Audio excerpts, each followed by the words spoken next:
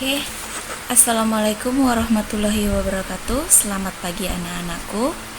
Sebelumnya Ibu ucapkan selamat kepada kalian telah lulus dan menyelesaikan studi kalian di Madrasah Sanawiyah maupun SMP. Dan selamat kepada kalian semua yang telah memilih Madrasah Aliyah Parlaki Tangan untuk melanjutkan studi sehingga bisa bertemu dengan ibu dan guru-guru lainnya. Jangan lupa untuk selalu bersyukur atas apa yang kalian jalani saat ini, karena tidak semua anak-anak di luar sana bisa merasakan apa yang kalian rasakan atau yang kalian jalani saat ini. Maka dari itu, mulai hari ini kalian harus lebih bersyukur, kalian bisa sekolah dan kalian harus berusaha lebih keras lagi dan belajar lebih giat lagi agar bisa sukses nantinya. Oke, pada pertemuan pertama kali ini Ibu akan menyampaikan sejarah peminatan untuk kalian kelas 10 IPS. Nah, sebelumnya kita perkenalan dulu ya, karena kata orang tak kenal maka tak sayang. Perkenalkan, nama Ibu Desiani Putri SE. Alamat Ibu tinggal di Jalan Besar Sehormat Tinggi, sebelah Yapetar.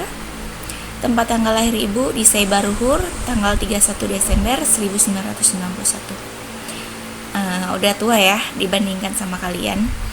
Status Ibu sudah menikah dan Ibu lulusan dari STIM Sukma Medan. Sebelumnya Ibu kerja di PT Arina Multikarya sebagai marketing, kurang lebih itu 2 tahun. Kemudian di PT Awal Bros Multikarya, tepatnya di Pekanbaru, sebagai staf administrasi, kurang lebih selama 2 tahun. Kemudian pindah ke Medan, begitupun kuliah ya, karena pada saat itu sambil kuliah juga pindah di Medan. Nah, bekerja di Cipta Power Service sebagai marketing, kurang lebih itu 1 tahun. Dan terakhir Ibu bekerja di Mas Parlaki Tangan hingga saat ini. Alhamdulillah. Di sini ada Ibu cantumkan ya sosial media Ibu.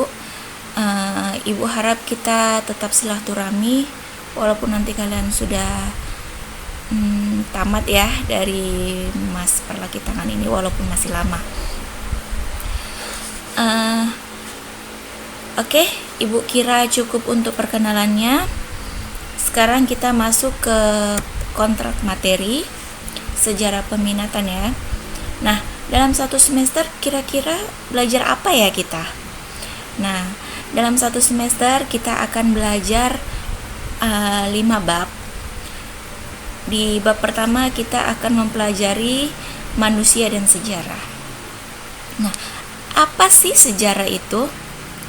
Nah, di sini karena di SMP atau MTS mungkin kalian tidak mengenal mata pelajaran sejarah, tapi sebenarnya kalian telah mengetahui materinya yang telah digabung dalam mata pelajaran IPS, ya kan?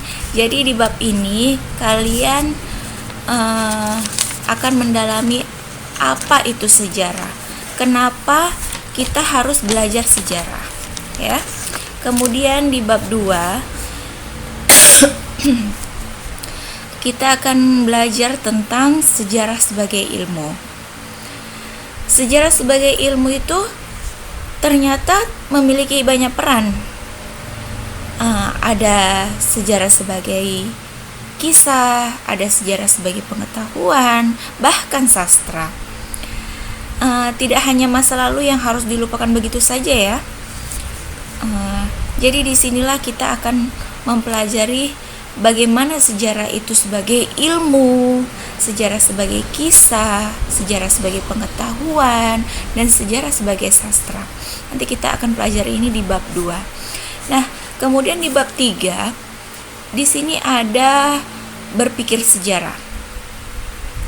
Nah, kalau misalnya orang bilang, sejarah itu membosankan, hanya dibaca, dihafal, itu salah ya. Nah, ternyata sejarah itu tidak hanya dibaca loh, perlu dipahami dengan cara berpikir sejarah. Jadi begini, karena sejarah itu harus dipahami dengan cara berpikir yang benar. Berpikir sejarah ini kita akan tahu bagaimana berpikir sejarah yang baik dan yang benar.